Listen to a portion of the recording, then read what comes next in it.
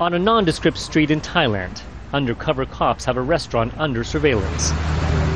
An informant has tipped them off that suspected wildlife traffickers are meeting to make a deal. As they go for the exchange, police move in and make the arrest. Bags of rhino horns and ivory tusks are seized, but they're made out of wood.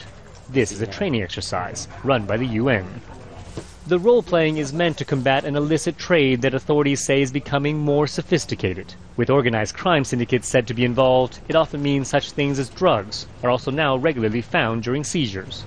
With this training course, we manage to let them understand how linked all these things are. They don't happen separately.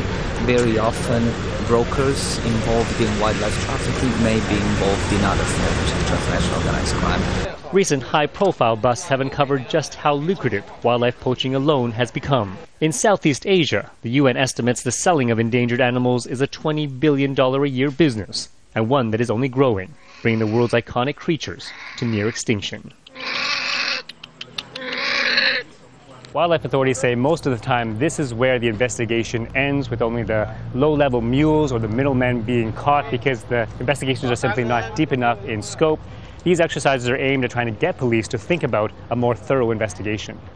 And so, like any other major criminal case, officers are reminded to collect documents, to seize phones, to find any evidence that could lead them to the big players, who, unlike the drug trade, have up until now remained mostly anonymous and at large.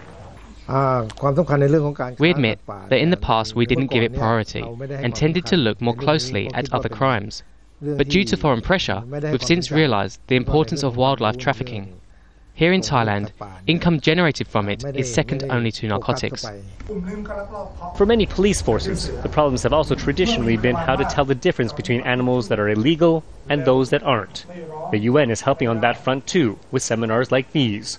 Talk is also of making international rules simpler. Admitting they are at the moment losing the fight, UN officials say they hope by strengthening law enforcement in countries that have become key transit hubs, that those responsible for trafficking wildlife will no longer be able to operate as freely as they do now. Steve Chao, Al Jazeera, Trat, Thailand.